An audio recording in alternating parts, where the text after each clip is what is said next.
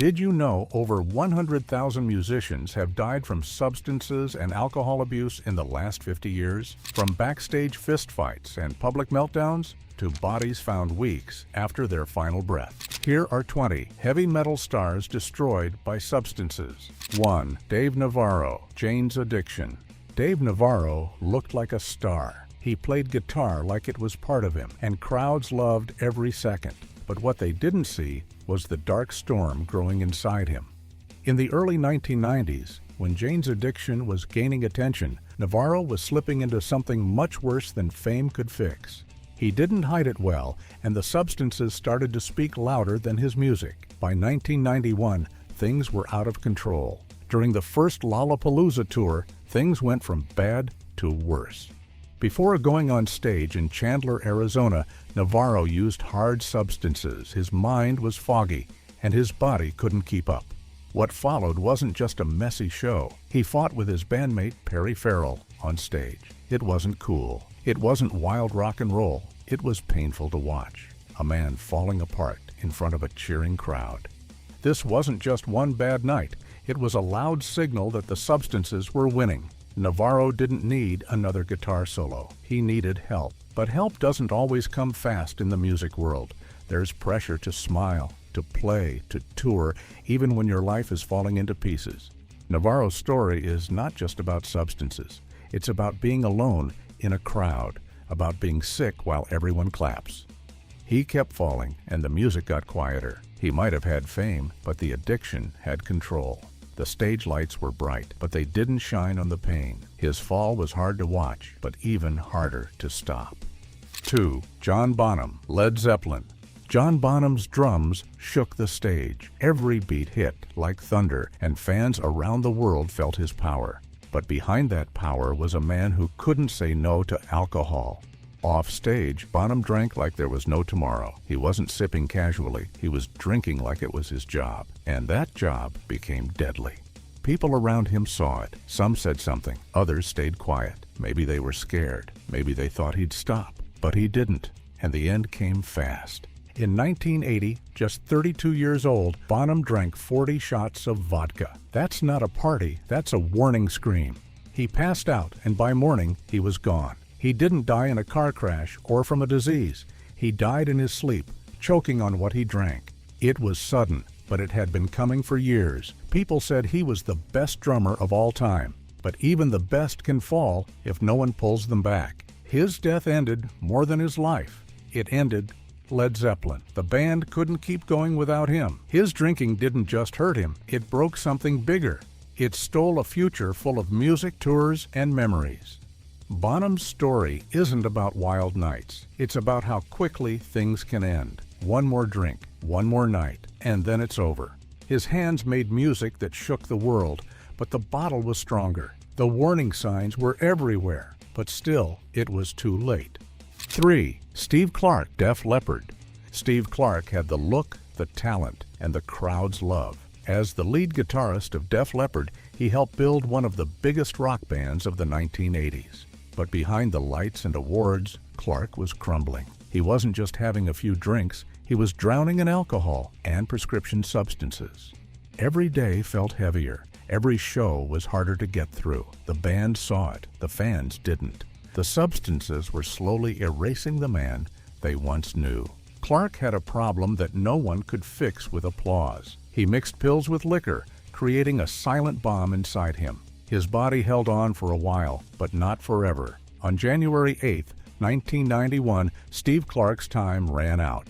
He was found in his apartment. No big goodbye, no last show, just silence. His blood alcohol level was 30, a dangerous number even for a heavy drinker. Add in morphine, codeine, and Valium, and the result was death. He was only 30.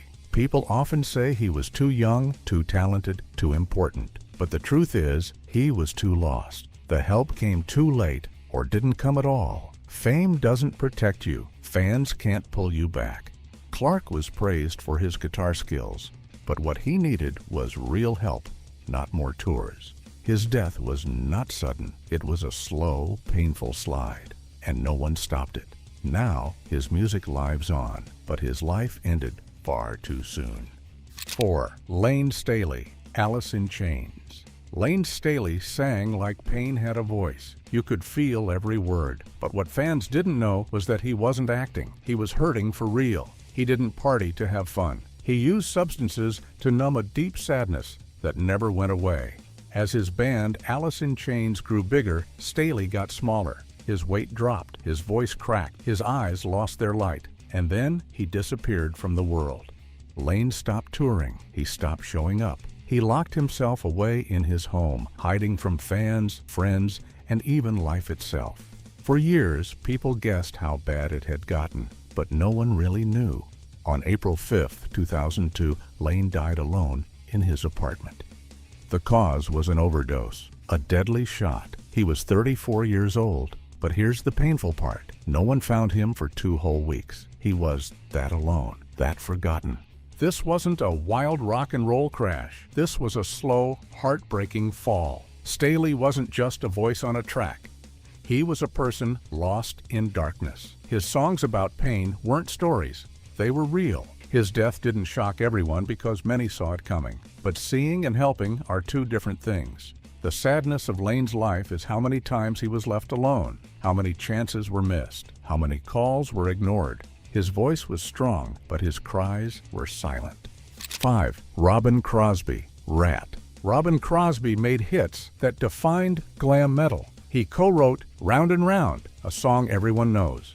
But behind the music was a man fighting a losing war. A particular substance had wrapped its chains around him, and it never let go.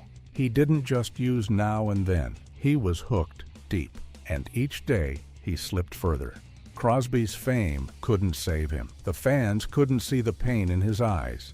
He looked fine from far away, but up close, he was fading.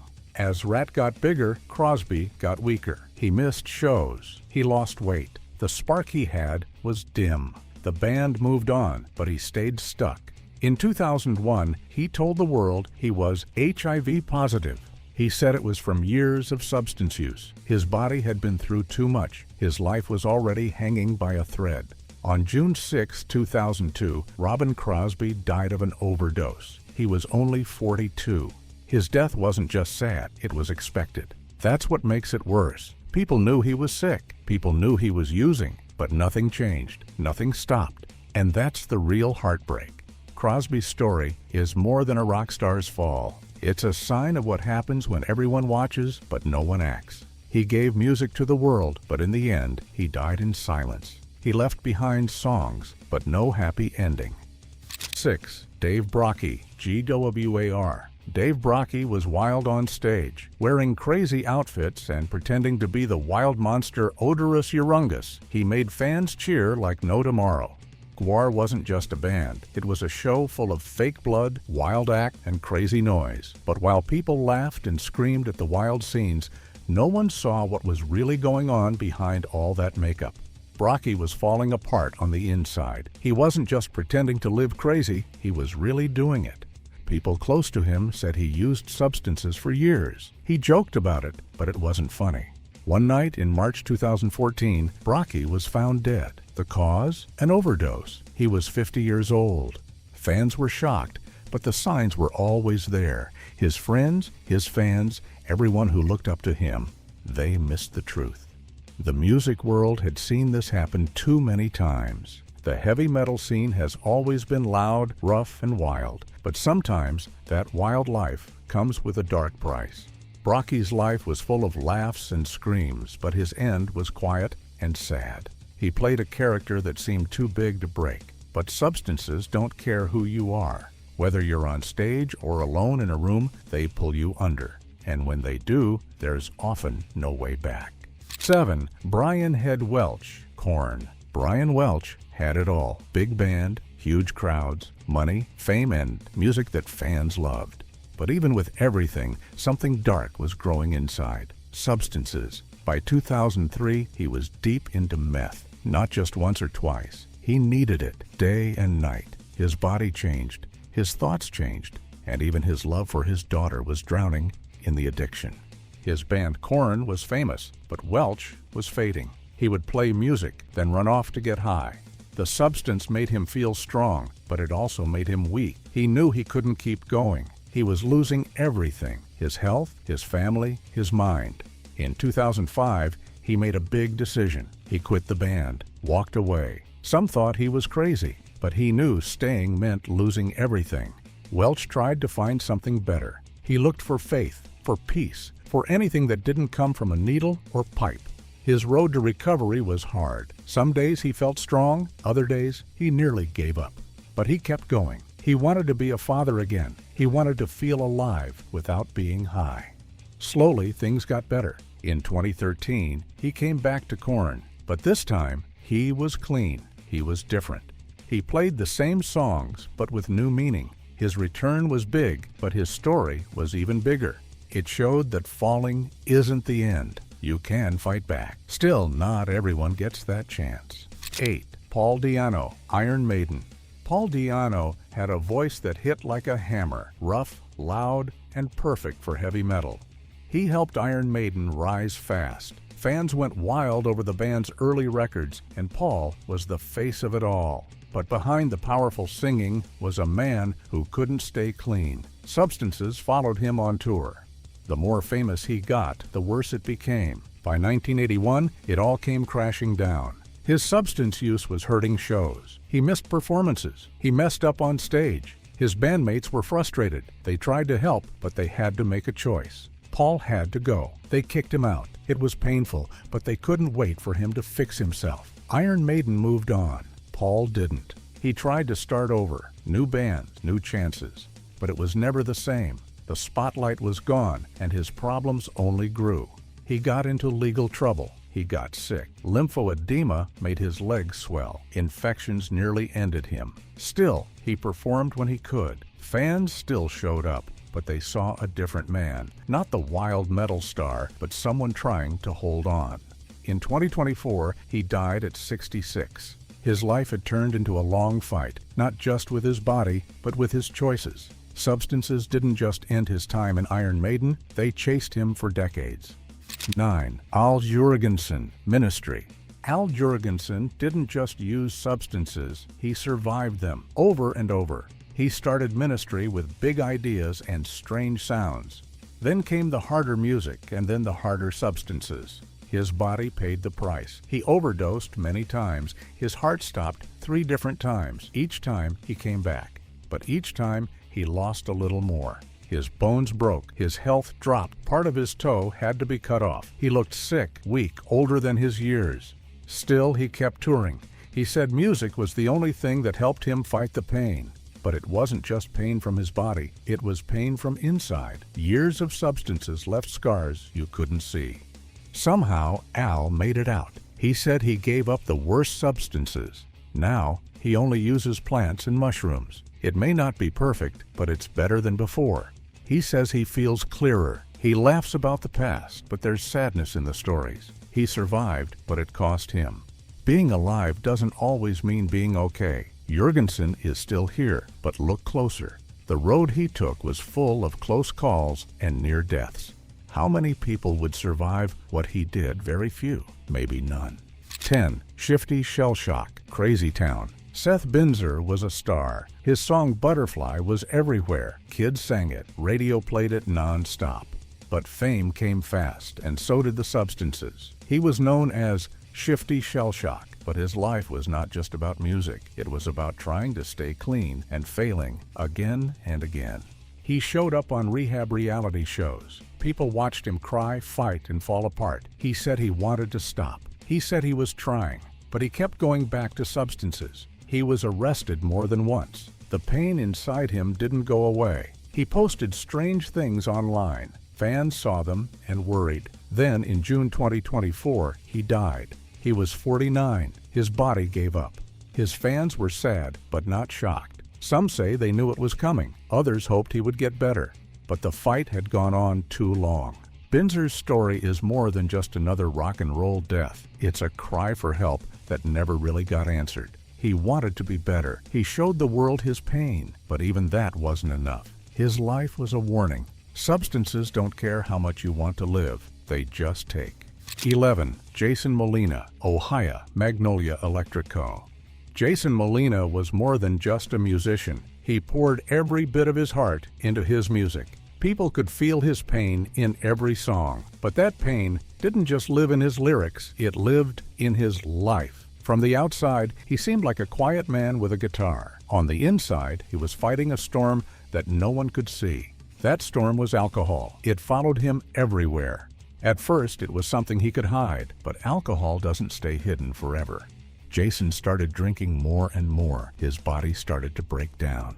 He got sick, often disappearing from the stage and the spotlight. Fans didn't know where he went, but the truth was he was slipping deeper into addiction. It ate away at him slowly. He tried to fight it, but the damage was too deep. His liver couldn't keep up. His organs began to fail. In March 2013, at just 39, Jason Molina died from the very thing he couldn't shake off.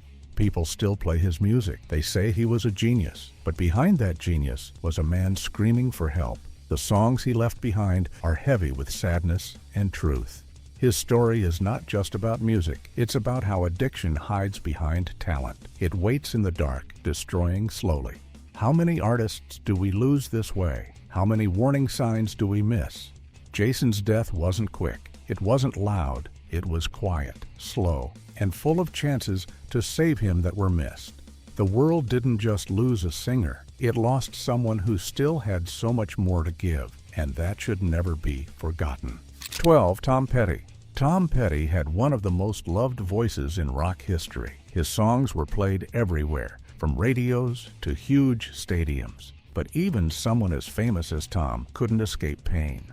While many thought he had it all, he was hiding something deep and dangerous. It wasn't just the pressure of fame, it was pain, both in his heart and in his body. And that pain led him down a dark path. He started taking pills, strong ones. Painkillers became part of his life. Most people didn't know. He didn't talk about it much. Even his friends stayed quiet. They saw something was wrong, but thought speaking up wouldn't help. That silence was deadly. It gave the substances more time to destroy him. Over the years, the pills became more powerful. Tom Petty died in 2017. The cause? A deadly mix of painkillers and other strong substances. Some say it was an accident, but was it really just bad luck? Or was it years of untreated pain and hidden addiction finally winning? He was 66. He should have had more time, but substances don't care about age. They don't care about talent. They steal futures, even from people the whole world admires. His fans mourned, but behind every sad face was a lesson, a warning. Even legends can fall. Even heroes can be lost. Tom Petty's songs still live, but he doesn't. And the silence he left behind is louder than any crowd. 13. Kevin DuBrow, Quiet Riot. Kevin DuBrow had a voice that could shake the walls. As the frontman of Quiet Riot, he helped bring heavy metal to the top. Fans cheered, records sold, and the world knew his name.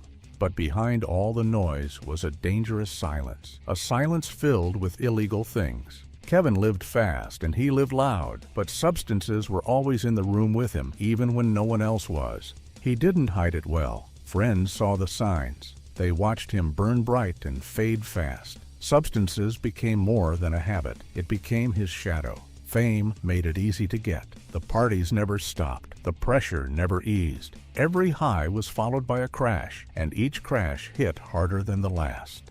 By the time people realized how bad it was already too late. In 2007, Kevin DuBrow was found dead in his Las Vegas home, alone. The cause? An overdose. It was ruled an accident, but it was no surprise. Everyone knew the danger was there, but knowing didn't stop it. The music world lost another voice, another life cut short by substances. Fans cried and tributes poured in. But behind every tear was a simple truth. Illegal substances can be lethal, even those we think are untouchable. His story isn't new, but it hurts every time because it keeps happening. Kevin had talent, charm, and success, but none of that protected him. He sang loud, but in the end, his silence said the most. A silence caused by a line of powder, a silence that still echoes today. 14. Phil Lynott, Thin Lizzy. Phil Lynott was more than just the singer of Thin Lizzy. He was the heartbeat, the voice, the style, and the soul of the band.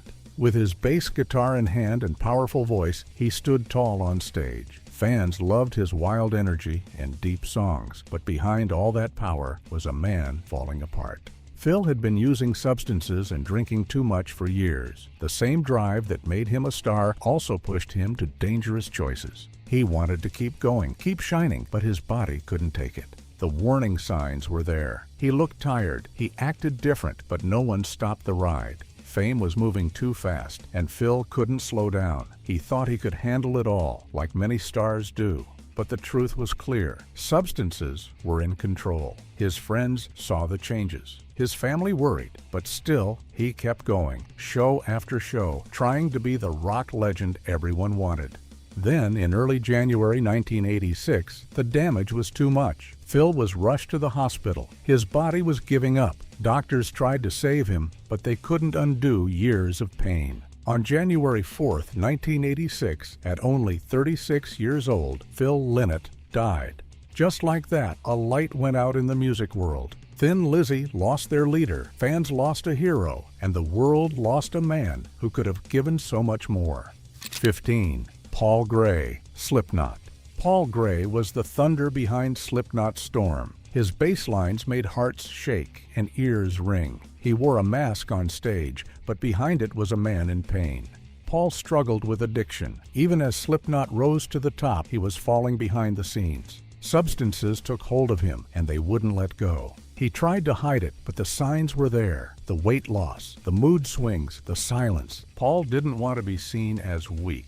He wanted to be strong for his fans, his band, and his family. But addiction doesn't care about image. It eats away slowly. He had access to some of the most powerful substances: morphine, fentanyl. These aren't just painkillers. They are very dangerous. And they followed him everywhere he went. He needed help, but by the time he reached out, the damage was done. In May 2010, Paul Gray was found dead in an Iowa hotel room, alone. No band, no fans, just a life ended too soon. The autopsy confirmed what many feared: an overdose. Morphine and fentanyl were in his system. His death hit hard. It showed that even the biggest stars can fall. It reminded everyone that addiction doesn't care about fame or talent. It takes and takes until nothing's left. Slipknot kept going, but the hole Paul left behind never closed. His mask was taken off for the last time. His story is now part of a long list: musicians destroyed by substances. His bass may be silent, but his message is loud. Addiction destroys, and it always takes more than it gives. 16. Mike Starr, Alice in Chains. Mike Starr helped make Alice in Chains sound heavy and deep. His bass lines gave the band a dark power that pulled fans in. He was there at the start, helping the group rise, but Mike had a heavy weight inside. He struggled with substance use for a long time. Even when the lights were on and the crowds were loud, he was hurting. His smile hid the truth. His music was loud, but his pain was louder. He tried to fight it. He went on a TV show to show the world he wanted to get better. On Celebrity Rehab, he opened up. He showed his pain, but the battle was too big. Substances don't let go easily. He had some clean days, but the darkness came back. Friends tried to help. Fans hoped he'd win, but the damage was done. Mike kept slipping. Then one day in March 2011, it ended. He was found dead in a house in Salt Lake City. He was only 44. The cause? A mix of pills, legal ones, prescription substances that people think are safe, but they can be deadly. Mike's death was quiet. No big show, no spotlight, just another star gone too soon. He didn't want to die. He wanted help. He tried. But trying isn't always enough when the substances are stronger. His story is one we've heard before, but we still don't stop it. Mike gave us great music. He gave us his truth. But in the end, the pills took him. 17. The Rev, avenged sevenfold. James Owen Sullivan, known as the Rev, was wild on the drums. He brought life and power to Avenged Sevenfold. He didn't just play, he created. Every beat, every song had his mark. People loved him. He made crowds go crazy. But off stage, things were darker. He smiled in front of fans, but he was struggling inside. Like many stars, he turned to pills and alcohol to feel better. But that mix is dangerous. He wasn't a bad person. He just needed help. He didn't know how to stop. Fame doesn't fix pain. Money doesn't fix your heart. He thought he had it under control, but he didn't. The substances were too strong. He kept using them, even though his body was tired. Friends didn't know how bad it was. Maybe he didn't even know, but it was there, growing, waiting. On December 28, 2009, it caught up to him. He was found dead at home, just 28 years old. The autopsy showed a deadly mix: oxycodone, oxymorphone, diazepam, and alcohol. Too much for anybody to handle. He didn't mean to die, but he did. Another bright light gone. People still talk about the Reverend. His music lives on, but his death is a warning. Pills and drinks are not a fix. They lie, they steal, they eliminate. The Rev should still be here, making music, smiling, living.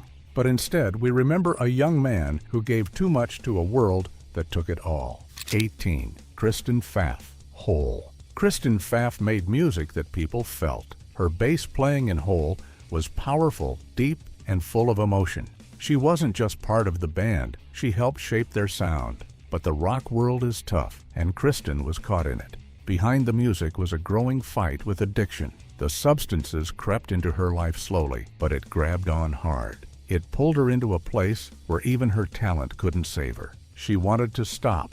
She tried. Friends say she had plans to leave, to get clean. She was packing her things. On June 16, 1994, Kristen was found dead in her apartment. The cause was an overdose. She was just 27. Her death came 2 months after Kurt Cobain's. 2 stars lost to the same dark path. Kristen's death hurt the music world. She had so much more to give. She wasn't done. Her bass, her voice, her fire, they were just beginning. But the substance didn't care. It ended it all in one night. Fans cried. Friends broke down. Another young life gone. People talk about rock and roll like it's fun and wild, but behind the lights, it's often full of hurt. Kristen's story is proof. She wanted to live. She had hope. But the substances are strong enough to steal dreams, no matter how bright. Kristen Pfaff didn't die because she was weak. She died because the substance world is a trap, and too many fall in. 19. Tommy Bolin, Deep Purple. Tommy Bolin had magic in his fingers. His guitar playing was bold, new, and wild. With Deep Purple and other bands, he made music that mixed styles no one else dared to try. People called him a genius. He had the look, the sound, the future. But behind the scenes, he had a growing habit: alcohol, more substances. He kept going, kept playing, but the substances were always close. They were there before and after shows. They were part of his world. He was warned. Friends saw the danger. They told him to stop. But fame is loud, and warnings are quiet. Tommy thought he could balance it all. He thought the music would save him. But substances don't care how talented you are. They break the rules. They break the body. On December 4th, 1976, after a show in Miami, he was found dead in his hotel room. The cause? A mix of booze and more. Too much for any young man to handle. He was just 25. His death shocked fans. They had seen his rise. They expected more, but instead of more music, they got silence. Gary Thane, Uriah Heep. Gary Thane brought something powerful to Uriah Heep. His deep, heavy bass made the band's sound unforgettable. In the early 1970s, when he played, you could feel every note in your bones. It wasn't just background noise. His bass lines were bold, sharp, and full of feeling.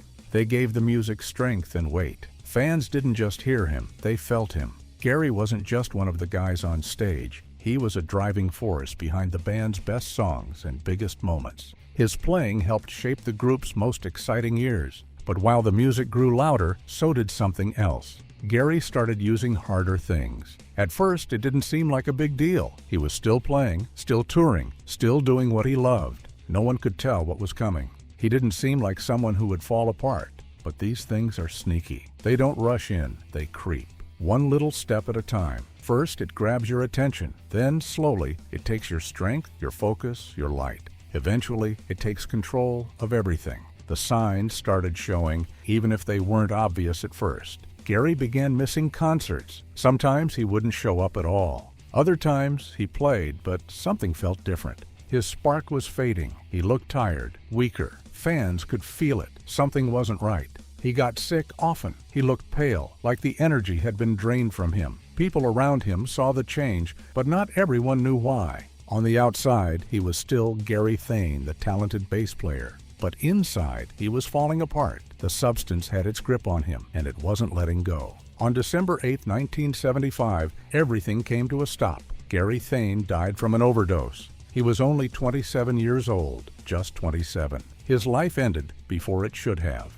One more name added to the long, sad list of young artists who left the world too soon.